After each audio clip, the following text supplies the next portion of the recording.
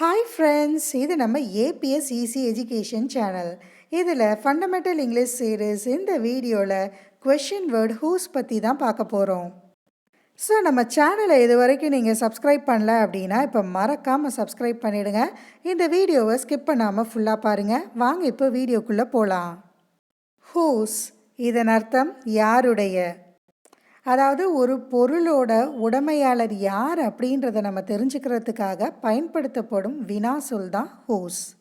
இப்போ ஹூஸ் பயன்படுத்தி எப்படி கேள்வி வாக்கியங்களை அமைக்கலாம் அப்படின்னும் அதுக்கு எப்படி பதில் வாக்கியங்களும் அமைக்கலாம் அப்படின்றதையும் சில உதாரணங்களோட பார்க்கலாம்.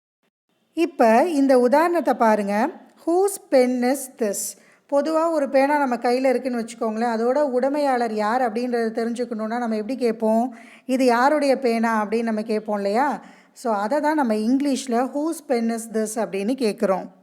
அதுக்கு என்ன பதில் சொல்லலாம் அப்படின்னு பார்த்தீங்கன்னா, திஸ் இஸ் மை பென் அப்படின்னு சொல்லலாம். அதாவது இது என்னுடைய பேனா அப்படின்ற பதில் நம்ம சொல்லலாம். அப்படி இல்லைன்னா திஸ் பென் இஸ் மைன் அப்படின்ற பதிலையும் நம்ம சொல்லலாம். அதாவது இந்த பேனா என்னுடையது அப்படின்ற பதிலையும் நம்ம சொல்லலாம். அடுத்த உதாரணத்தை பாருங்கள். Whose house is that. அதாவது ஒரு வீட்டோட உரிமையாளர் யார் அப்படின்றத நம்ம எப்படி நம்ம தமிழில் கேட்போம், அது யாருடைய வீடு அப்படின்னு கேட்போம் இல்லையா. அதை தான் நம்ம இங்கிலீஷில் ஹூஸ் ஹவுஸ் இஸ் தட் அப்படின்னு கேட்குறோம். இதுக்கு ஒரு வழியில் எப்படி நம்ம பதில் சொல்லலாம் அப்படின்னு பார்த்தீங்கன்னா, தட் இஸ் ஹிஸ் ஹவுஸ் அப்படின்னு சொல்லலாம். அதாவது அது அவனுடைய வீடு அப்படின்னு சொல்லலாம். அப்படி இல்லை அப்படின்னா தட் ஹவுஸ் இஸ் ஹிஸ் அப்படின்னும் நம்ம சொல்லலாம். அதாவது அந்த வீடு அவனுடையது. இப்போ இந்த உதாரணத்தை பாருங்கள். Whose book is this. அதாவது இப்போ நம்ம கையில் ஒரு புக் இருக்குது அப்படின்னு வச்சுக்கலாம். அந்த புக்கோட உரிமையாளர் யார் அப்படின்றத நம்ம தெரிஞ்சுக்கணும் அப்படின்னா நம்ம தமிழில் எப்படி கேட்போம், இது யாருடைய புத்தகம் அப்படின்னு கேட்போம் இல்லையா. அதை தான் நம்ம இங்கிலீஷில் ஹூஸ் புக் இஸ் திஸ் அப்படின்னு கேட்குறோம். அதுக்கு நம்ம எப்படி பதில் சொல்லலாம் அப்படின்னு பார்த்தீங்கன்னா, திஸ் இஸ் ஹர் புக் அப்படின்னு சொல்லலாம். அதாவது இது அவளுடைய புத்தகம் அப்படின்னு சொல்லலாம். அப்படி இல்லைன்னா திஸ் புக் இஸ் ஹர்ஸ் அப்படின்னும் நம்ம சொல்லலாம். அதாவது இந்த புத்தகம் அவளுடையது அப்படின்ற பதிலையும் நம்ம சொல்லலாம். இப்போ இந்த உதாரணத்தை பாருங்கள். Whose shirts are these. இப்போ நம்ம முன்னாடி நிறைய சட்டைகள் இருக்குது. இப்போ அந்த சட்டைகளினுடைய உரிமையாளர் யார் அப்படின்றத நம்ம கேட்போம் இல்லையா. அதை நம்ம தமிழில் எப்படி கேட்போம், இவை யாருடைய சட்டைகள் அப்படின்னு கேட்குறோம் இல்லையா. அதை தான் நம்ம இங்கிலீஷில் ஹூஸ் ஷர்ட்ஸ் ஆர் தீஸ் அப்படின்னு கேட்குறோம். ஒருவேளை அந்த சட்டைகளினுடைய உரிமையாளர் ராம் அப்படின்னு இருந்தாருன்னா அப்போ நம்ம எப்படி பதில் சொல்லலாம் அப்படின்னு பார்த்தீங்கன்னா, தீஸ் ஆர் ராம்ஸ் ஷர்ட்ஸ் அப்படின்னு சொல்லலாம். அதாவது இவை ராமுடைய சட்டைகள். இந்த பதில் வாக்கியத்தை நீங்கள் நல்லா கவனித்து பார்த்தீங்கன்னா உங்களுக்கு தெரிஞ்சிருக்கும். ராம்ஸ் ஷர்ட்ஸ் அப்படின்னு பயன்படுத்தியிருக்கோம். அதாவது ராம் அப்படின்ற உரிமையாளரோட பேரை பயன்படுத்தி அது பக்கத்தில் ஒரு அப்போஸ்ட்ரஃபி போட்டு எஸ் பயன்படுத்தியிருக்கோம். இதோட அர்த்தம் என்ன அப்படின்னா, ராமினுடைய சட்டைகள் அப்படின்றத குறிக்கிறதுக்காக தான். வாங்க இப்போ இந்த அப்போஸ்ட்ரஃபி அப்புறம் எஸ்ஸை எப்படி பயன்படுத்தலாம், எங்கே பயன்படுத்தலாம் அப்படின்றத சில உதாரணங்களோட நம்ம டீட்டெயிலாக தெரிஞ்சுக்கலாம். இப்போ இந்த உதாரணத்தை பாருங்கள். This is Ramu's shirt.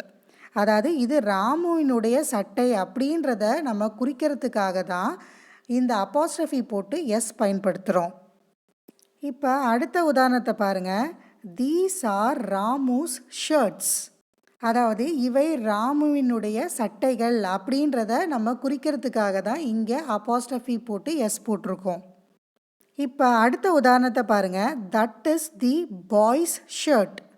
அதாவது அது பையனுடைய சட்டை அப்படின்றத குறிக்கிறதுக்காக தான் இங்கே அப்போஸ்ட்ரஃபி போட்டு எஸ் அப்படின்னு பயன்படுத்தியிருக்கோம், பாய்ஸ் அப்படின்னு.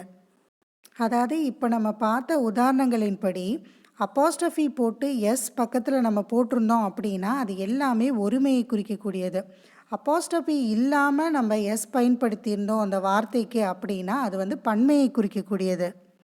இப்போ பாருங்கள், பாய்ஸ் அப்போஸ்ட்ரஃபி போட்டு எஸ் போட்டிருந்தோம் அப்படின்னா பையனுடைய அப்படின்றது அர்த்தம்.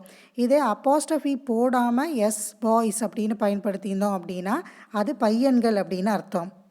அதே மாதிரி ஃப்ரெண்ட்ஸ், இதுக்கு அப்போஸ்ட்ரஃபி போட்டு எஸ் போட்டிருந்தோன்னா நண்பர்களுடைய அப்படின்னு அர்த்தம். அப்போஸ்ட்ரஃபி போடாமல் வெறும் எஸ் மட்டும் பயன்படுத்தியிருந்தோம், அதாவது ஃப்ரெண்ட்ஸுன்னு பயன்படுத்தியிருந்தோம்னா அது நண்பர்கள், அதாவது பன்மையை குறிக்கும். அடுத்ததாக பாருங்கள், கேர்ள்ஸ் அப்போஸ்ட்ரஃபி போட்டு எஸ் போட்டிருந்தோம் அப்படின்னா அது பெண்ணினுடைய அப்படின்றது அர்த்தம். இதுவே அப்போஸ்ட்ரோஃபி போடாமல் வெறும் எஸ், அதாவது கேர்ள்ஸ் அப்படின்னு பயன்படுத்தியிருந்தோன்னா அது பெண்கள் அப்படின்றத குறிக்கும். அது நம்ம எப்போ அப்போஸ்ட்ரோஃபி எஸ் நம்ம பயன்படுத்தணும் அப்படின்னா, ஒரு பொருளின் உடைமையாளர் ஒருவராக இருந்தால் நம்ம பயன்படுத்தணும். அதுக்கு உதாரணத்தை பாருங்கள், கேர்ள்ஸ் புக். அதாவது இதனுடைய அர்த்தம் என்னென்னா பெண்ணுடைய புத்தகம். அதுவே ஒரு பொருளின் உடைமையாளர் பலராக இருந்தால் நம்ம அப்போஸ்ட்ரோஃபி எஸ் போட தேவையில்லை. அப்போ நம்ம எப்படி பயன்படுத்தலாம் அப்படின்னு பார்த்தீங்கன்னா, கேர்ள்ஸ் புக் அப்படின்னு பயன்படுத்தலாம். இதனுடைய அர்த்தம் பெண்கள் புத்தகம். இப்போ சில முக்கியமான குறிப்புகளை பார்க்கலாம். அதில் முக்கியமான முதல் குறிப்பு என்னன்னா, இது வரைக்கும் நம்ம பார்த்த உதாரணங்களில் நீங்கள் நல்லா கவனிச்சிருந்திருப்பீங்க. ஹூஸ் பயன்படுத்தி நம்ம கேள்வி வாக்கியத்தை அமைக்கும்போது ஹூஸ் நம்ம பயன்படுத்திடுவோம். அது பக்கத்துலேயே பார்த்திங்கன்னா நவுன், அதாவது சப்ஜெக்டை பயன்படுத்தியிருக்கோம். அதுக்கப்புறம்தான் பி ஃபார்ம் வேர்பை நம்ம பயன்படுத்துவோம். அதாவது இஸ் அப்படின்னு இல்லைன்னா ஆர் அப்படின்னு பயன்படுத்தியிருப்போம்.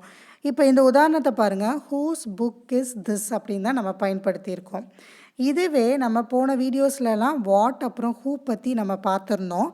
அதில் பார்த்தீங்க அப்படின்னா வாட்டோ இல்லை ஹூவோ நம்ம யூஸ் பண்ணும்போது இந்த வாட் பக்கத்தில் பி ஃபார்ம் வேர்பை நம்ம பயன்படுத்திடுவோம். அதே மாதிரி ஹூக்கு பக்கத்துலேயும் பி ஃபார்ம் வேர்பு இஸ்ஸோ இல்லை ஆரோ நம்ம பயன்படுத்திடுவோம். இந்த டிஃப்ரென்ஸை நீங்கள் நல்லா ஞாபகம் வச்சுக்கோங்க. அடுத்த குறிப்பு என்ன அப்படின்னா, கேள்விக்குரிய வாக்கியத்தின் இறுதியில் கட்டாயமாக பயன்படுத்திடணும். அப்போ தான் அது கேள்வி வாக்கியமாக அமையும். ஓகே ஃப்ரெண்ட்ஸ், இந்த மாதிரியான இன்ஃபர்மேட்டிவ் வீடியோஸ்க்கு தொடர்ந்து நம்ம சேனலை பாருங்கள். மறக்காமல் சப்ஸ்கிரைப் பண்ணிவிடுங்க. தேங்க்யூ.